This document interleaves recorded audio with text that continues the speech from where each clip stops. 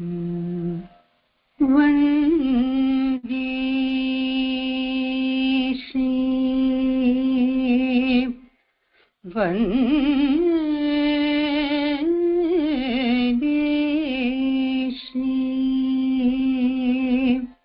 Shri Ramana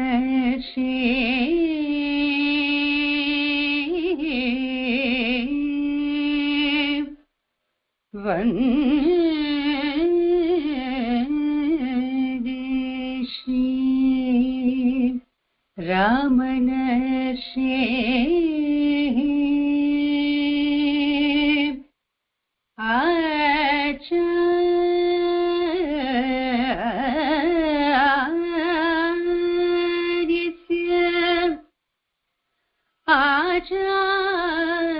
Acharyasya padajam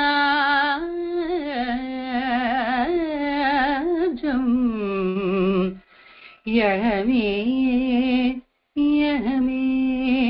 adarshayat yahame adarshayat isham bhantam dhwantam isham bhantam dhwantam isham bhantam dhwantam atitya isham bhantam dhwantam atitya.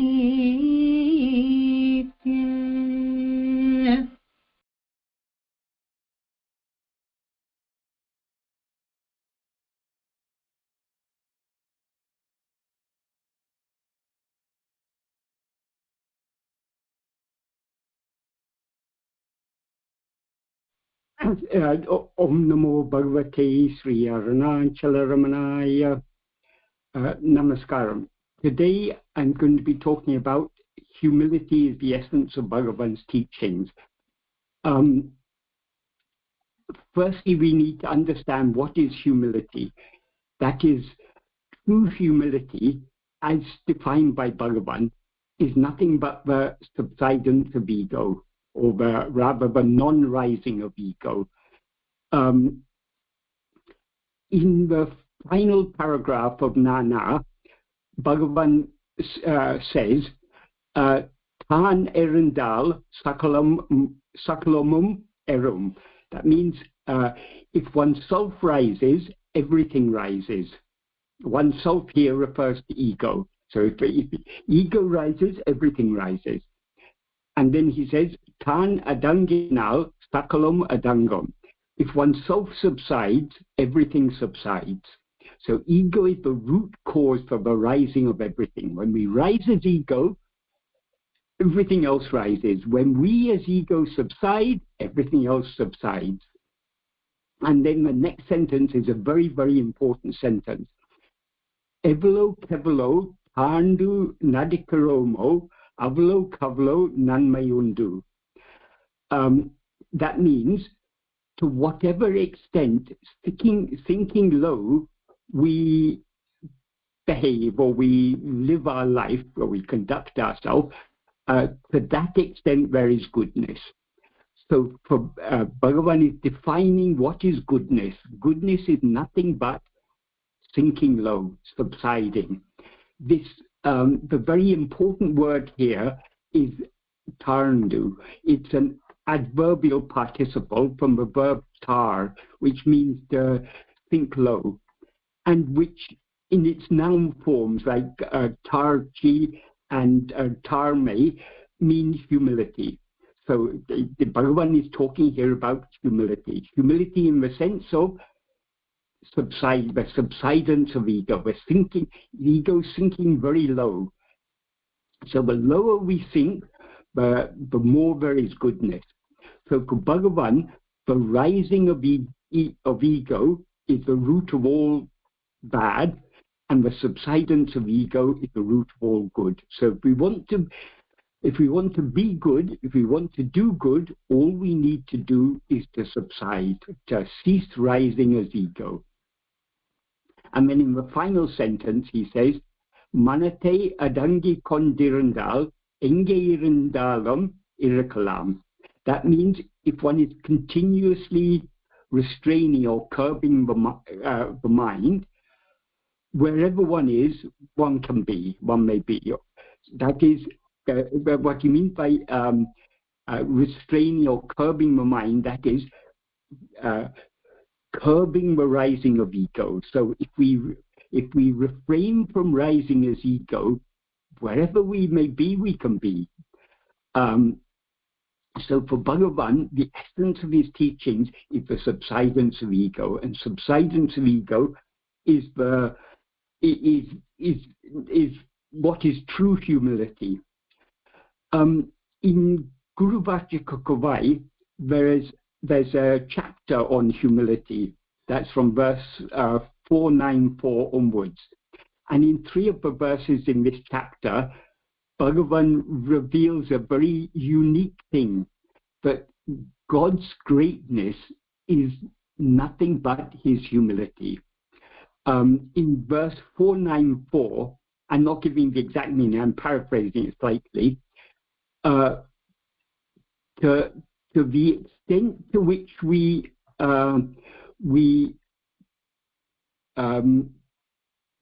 behave humbly, or to the extent to which we behave humbly or with humility, to that extent do we attain greatness. So greatness is nothing, true greatness is nothing but humility, which is subsidence of ego. And then in the next sentence he says,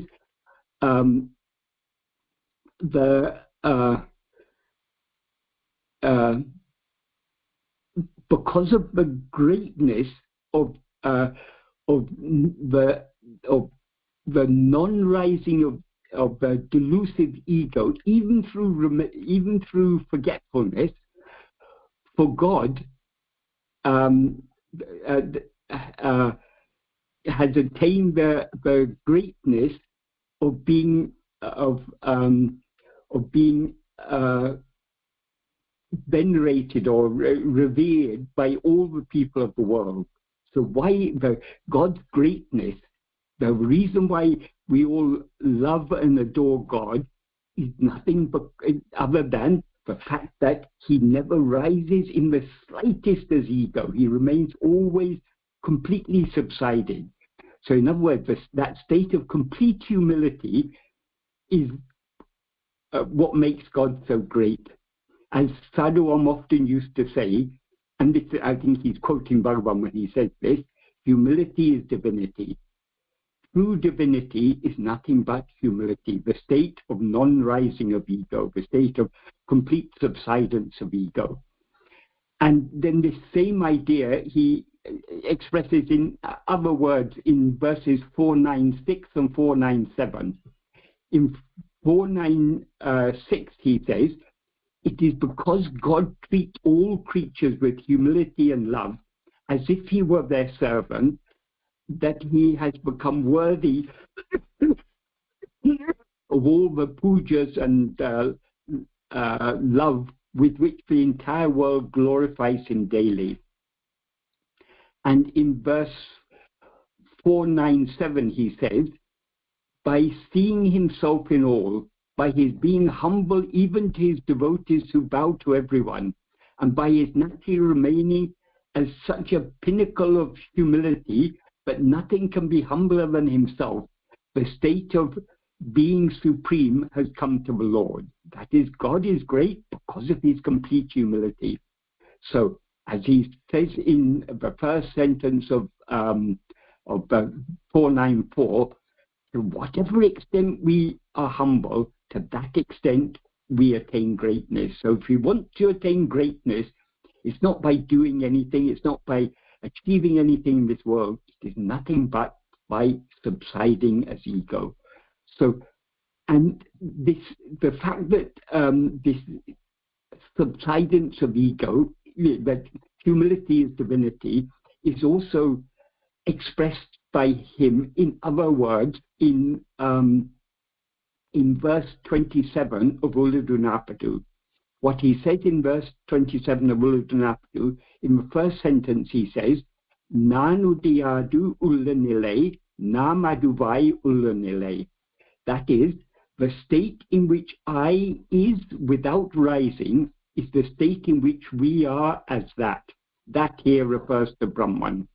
So what is meant when it is said, Tattvamasi, you are that, the you referred to there is I that remains just being without ever rising. So if we remain without rising as ego, that is the state in which we are that. Of course, we are always that. We are always never anything other than Brahman, but we're not aware of ourselves as Brahman so long as we rise as ego, because ego is conceals or obscures what we actually are, because ego is a false awareness of ourselves. So in order to know ourselves as we actually are and to be what we actually are, we need to remain without rising as ego. So how to remain without rising, this state of being without rising as ego, this is the state of perfect humility, as he makes clear in those verses of Guru Bhattacharya. So how to remain without rising as ego?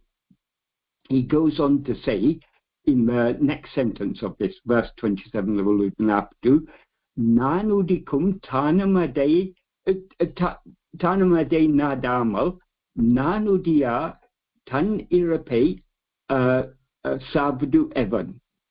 That means, without investigating the place where I rises, how to reach the annihilation of oneself in which I does not rise. What he means by investigating the place where I rises, though he uses the word place here, tanam is a Tamil form of the Sanskrit sthana, he uses this word metaphorically. It's not literally a place in space. He used the word metaphorically for the source from which we rise. So the source from which we rise as ego is our own being. That is, what we actually are, our being. From that, our being, we rise as ego. So that is the source from which we rise as ego. So investigating the place where I rises means investigating our own being. In other words, attending to ourselves, attending just to I am. So without doing that, how can we achieve the annihilation of ourself in which I does not rise? So the annihilation of ourself means the eradication of ego, the manonasa, the complete destruction of ego. So how to attain that destruction of ego, which is the state in which I does not rise, without investigating the place where I rises.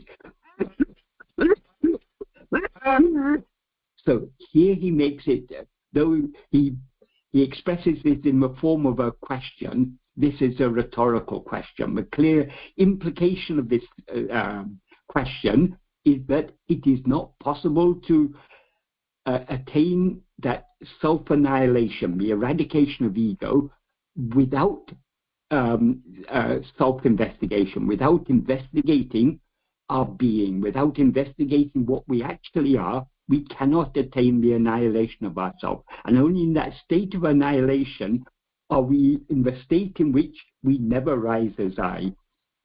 Even with, we don't rise as I at all. And then he goes on to say, Saramal tanaduam tannilayil nippadu evan. That literally means without reaching how to stand in one's own state, in which oneself is that. Without reaching implies without reaching the annihilation of ourself. In other words, without annihilating ourselves, how to remain in our own state. The tannile means the state of oneself, what we actually, our natural state, our state of just being. How to remain in that state of just being without annihilating ego. So the annihilation of ego the complete eradication of ego is essential in order to remain as we are that.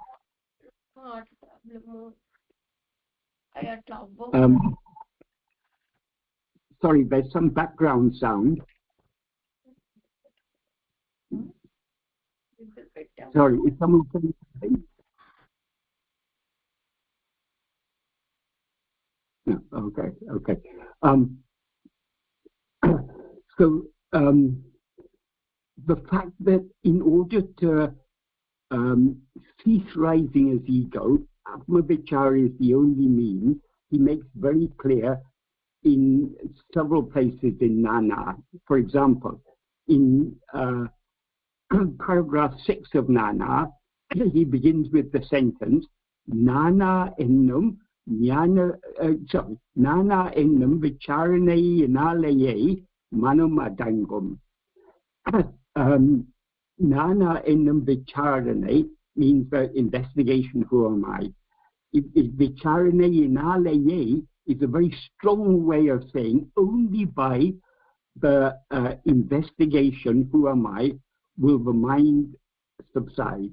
Here, when he's talking about subsidence, he means subside in such a way that it never rises again. In other words, the mind here refers to ego. The root of the mind is ego. So only in order to, it's only by means of the investigation, who am I, that the mind will subside in such a way that it doesn't rise again. That is the implication. And likewise, in the 8th paragraph of Nana, he says, Manam adanguvadaku vicharanaye tavira veritahunta upayangalile. That means for the mind to subside, or for making the mind subside, well, it actually means for the mind to subside, except vicharana, in other words, except self-investigation, there is no other adequate means. Tahunta upayam means adequate means. There's no adequate means to make the mind subside other than self-investigation. And then he goes on to say, matra upayam galinal adanginal manam adangipol irindu marapadium kalambividum. If made to subside, if made to subside by other means, the mind remaining as if it had ceased will rise up again. So if we try to make the ego subside by any means other than self-investigation, it will subside, but only temporarily. It will again rise up. I mean, he goes on to talk about pranayama. He goes on to say that even by pranayama, the mind will subside. However, so long as the prana remains subsided, the mind will also remain subsided. And when the prana emerges, the mind will also emerge and wander under the sway of its vasanas. That's why he said, whatever means we adopt to make the mind subside, it will only be temporary. So he concludes this paragraph by saying, ahayal pranayamam manate adaka sahayam ahume andri manunasam sayadu. Therefore, pranayama is just an aid to restrain the mind or to curb mind, to make it subside, but it will not bring about manonasa. In other words, by pranayama we can only achieve manolaya, by temporary subsidence of ego. But our aim should be the permanent subsidence of ego, that is manonasa. So we can achieve that manonasa only by means of self-investigation. That is the clear implication. And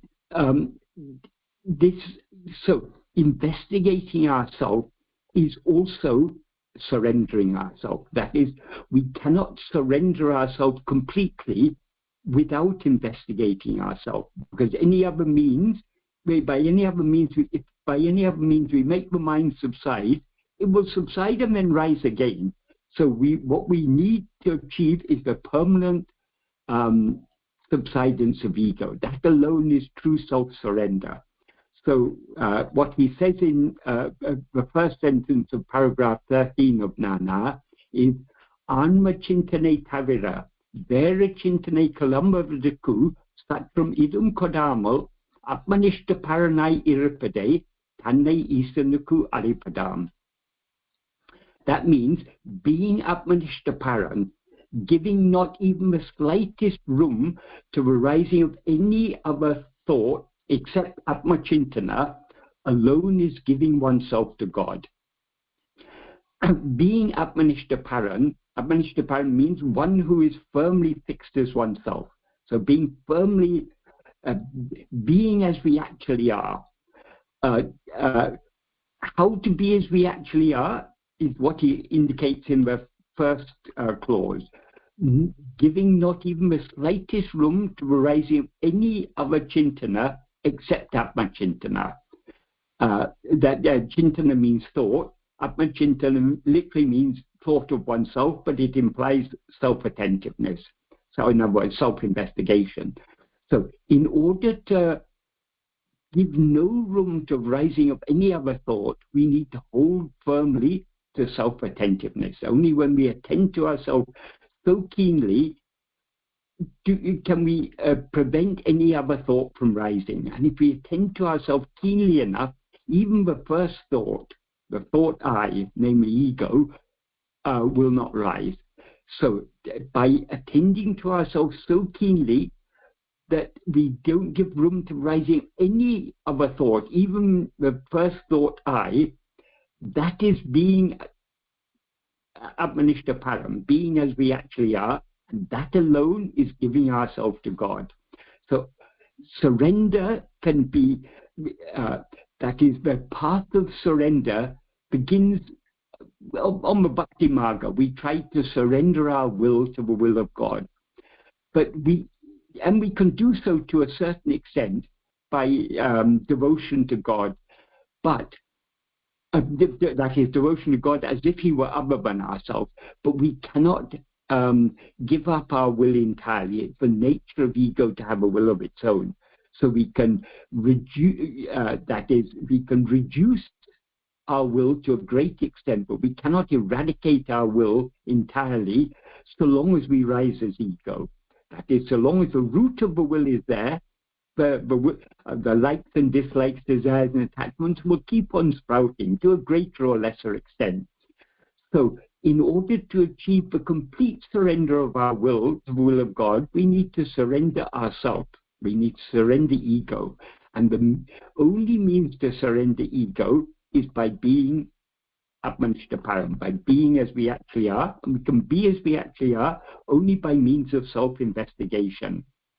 And then he goes on to say, the next sentence is the next sentence is, Isam peril evlo bharate patalam avaladayum vaheti vahetu kolkera. That is, however much, even though one places whatever amount of burden upon God, that entire amount he will bear. That is, in the previous sentence, he says we need to hold on to self-attentiveness so keenly that we give no room to the rising of any other thought. Then what about all our responsibilities? We've got family to take care of, we've got duties in the world, we've got to maintain this body that we take to be I. How to do all these things if we're not giving room to the rising of any thought? All these things will be taken care of by God. If we firmly hold on to self-attentiveness and thereby remain ever subsided, he will do everything. So even the burden of thinking, we can surrender to him. Let him think for us. He will do everything for us. So all we need to do is to remain subsided, to remain without rising as ego. And then he goes on to say, I'll just read the translation because I think I'm nearing the end of the time. Since one Parameshwara Shakti is driving all karyas, instead of we also yielding to it, Why to be perpetually thinking it's necessary to do like this, it's necessary to do like that? That is, when he says one Parameshwara Shakti, that Parameshwara Shakti is the power of divine grace. That is the supreme, the supreme ruling power of power of the Supreme Lord. That is the power of grace. That is driving all karyas. All karyas means whatever needs to happen, whatever ought to happen, whatever needs to be done, whatever ought to be done. He's making everything happen as it's meant to happen. So when such is the case, why should we, instead of yielding ourselves to it, be perpetually thinking it's necessary to do like this, it's necessary to do like that? It's not necessary for us to do anything. It's not necessary for us even to think. The only thing that is necessary is to hold firmly to self-attentiveness and thereby refrain from rising as I. If we do so, everything will happen as it's meant to happen. We need not be concerned about other things. We need not carry the burden of the world on our head. All we need to do is to subside. And to illustrate this, he gives a beautiful analogy. Though we know that the train is bearing all the burdens, why should we, who go traveling in it, instead of remaining happily, leaving our small luggage placed on the train, suffer bearing it on our head? That is, if we're traveling in a train, the train is carrying us and it's carrying all our burden. So why should we suffer carrying our luggage on our head instead of putting it on the train and traveling happily? The train here is an analogy for that Parameshwara Shakti, which is bearing all the burdens. So why should we take any burden on ourselves? Why should we even take on the burden of thinking? We can leave everything to him by simply holding on to self-attentiveness and thereby being subsided. In that state of being subsided, that is the state of true humility. So by being without rising as I, by being without rising as ego, we are completely surrendering ourselves to God. So we cease to exist and we remain as God. That's why he says in verse 27 of Ulunapdu, Nanu diya ullanilai, Nanu diyadu ullanilai, Namadubai ullanilai. That state in which we do not rise as I, we just remain being without rising, that is the state in which we are that. So humility is divinity. Subsiding, ceasing to rise as ego, that is true humility, and that alone is divinity. And this is the essence of Bhagavan's teachings. This is what Bhagavan's teachings are all about. It's about it's ceasing to rise as ego. And we can cease to rise as ego only by means of self-investigation, clinging firmly to self-attentiveness. Om Namo Bhagavate Sri Arunachala Ramanaya.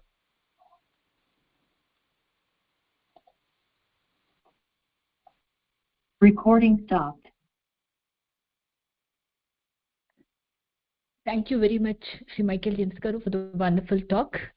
True divinity is humility. Yes. So probably what the takeaway for me would be like, even the thoughts, why should we take the burden of thoughts? Leave it to Bhagavan. That's a very great statement, profound statement to start the year also.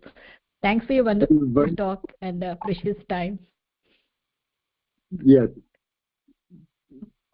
Recording in progress. Bhagavan has given us such a simple and beautiful path, but we lack the love to follow it. So we have to pray to him to give us the love to hold firmly to self-attentiveness and thereby refrain from rising as I, thereby surrendering ourselves completely to him. Only he can give us that love to surrender ourselves completely, to surrender even the burden of thinking. That love can come only from him. Very true. Arunachala Shiva. Malini Garu, you would want to add? Sorry? Yeah, Namaste, Sri Michael James. As always, at our satsang, we look forward to these words of wisdom. And as Lakshmi Kiran rightly put forth, such a beautiful way to begin the new year and Bhagawan's Jayanti. And how insightfully you allowed us to walk through this path of how annihilation of the ego is by self-attentiveness and by prapatti alone. But my question, as you were walking us through your words of wisdom, is as ordinary mortals, and you also touched upon that aspect, our mind is always filled with what next and how next. So in the wake of some tragedies, it takes us some time to repose this faith in this love of divinity, which Bhagavan epitomizes. How does one tackle some unfathomable tragedies in life and get back on this path of faith? Our ability to cope with tragedies or with anything all depends upon our abhyasa bala, the strength of our practice. If we persevere in practicing self-attentiveness, in other words, if we persevere in subsiding more and more and more, we will have the strength to withstand whatever tragedies may befall us. That's why what Bhagavan implies in the final sentence of Nana, which I read earlier, Anate adiki kondirundal enge irundalam irakalam. That is, we remain with, if we are constantly keeping the mind subsided, if we're constantly curbing or restraining the rising of ego, in other words, wherever one may be, one may be. When he says wherever one may be, enge irundalam, that implies not only whatever place one may be, in whatever circumstances one may be. That is, we can withstand any amount of suffering or tragedy or anything if we simply keep this.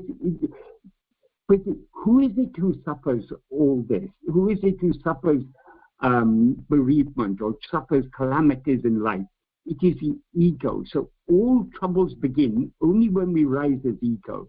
As he says in the beginning of the first sentence of that paragraph, Tan erundal sakalomum erum. If oneself rises, everything rises. That means if we rise as ego, everything rises. All the pleasures and pains of life, they all arise only when we rise as ego. Tan adanginal sakalomum adangam. If we subside, everything subsides. So this Bhagavan's path is the path of subsidence, the path of non-rising of ego. And in order to refrain from rising as ego, we need to hold firmly to self-attentiveness. But the power that is behind all these things is Bhagavan's grace. Even to have the love practice this simple and beautiful path of self-investigation and self-surrender that Bhagavan has taught us, we need all-consuming love. And that love can come only from Bhagavan. Because the nature of ego is to go out and have desires and likes and dislikes and everything. This is the very nature of ego. That's why the subsidence of ego is the only solution.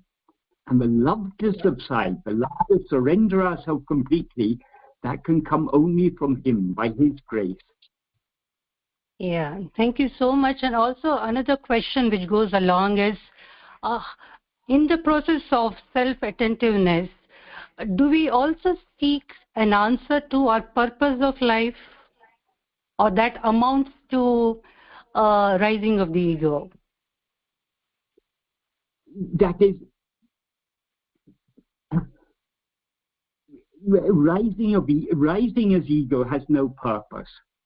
Having risen as ego, the only purpose of life is to subside again. So we can't say the rising of ego has any purpose. That is, in the state of Brahman, there's no purpose. There is just pure being. A purpose arises only when we rise as ego. And the purpose, the only purpose we have, having risen as ego, is to cease rising as ego, to subside again. So the mistake we made is to rise as ego. Now our only purpose is to subside, to surrender ourselves completely to Bhagavan. Yeah. Thank you so much yet again, and we look forward to your continual participation in our satsang over the year. Thank you once again, Sri Michael James.